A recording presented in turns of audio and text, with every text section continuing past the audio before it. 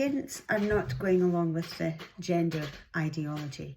They're deliberately being kept in the dark by the schools under instruction and pressure from complicit local authorities. There have been many instances of parents questioning the relationship and sexual health materials being taught, but are being deliberately given a runaround or made to feel like they've no right to question the school.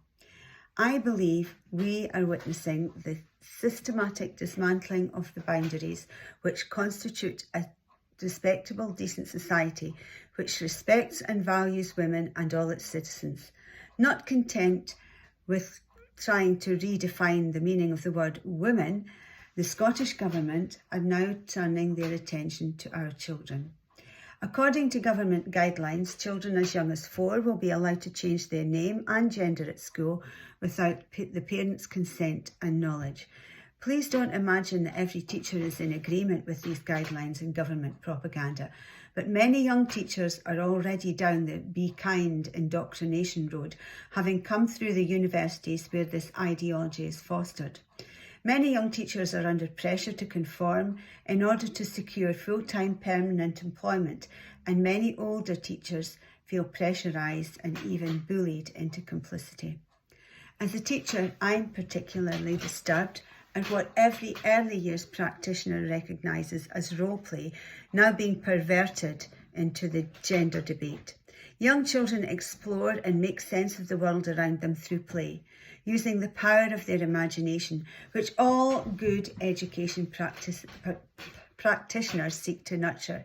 Children can be superheroes, robots, fairies, elves, witches, wizards, doctors, nurses, even unicorns or mutant hero turtles, but nobody seriously should expect anyone to affirm those identities and graft a horn on the forehead or a turtle shell or a set of wings onto their back.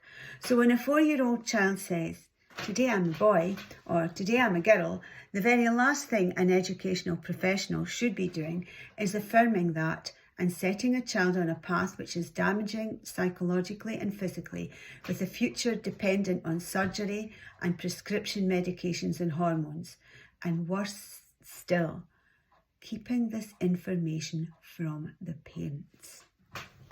Children in particular are susceptible to the suggestions, expectations and wishes of adults, and as such fall prey to manipulation from peers, adults and teachers.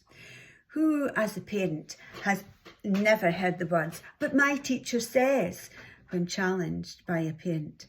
It is of particular concern to me that children are being encouraged to keep secrets from the adults in their lives.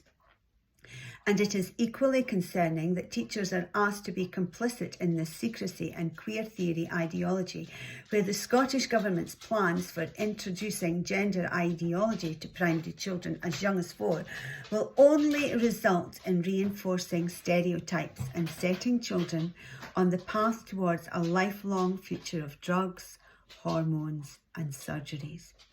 I see this as further sinister development in the erosion of the role of the parent, and in particular the role of a mother. Traditionally, the nurturing, caring, most important figure in a child's life and development as a human being, but who is now reduced to being a reproductive function such as a womb haver, a host body, a birthing person.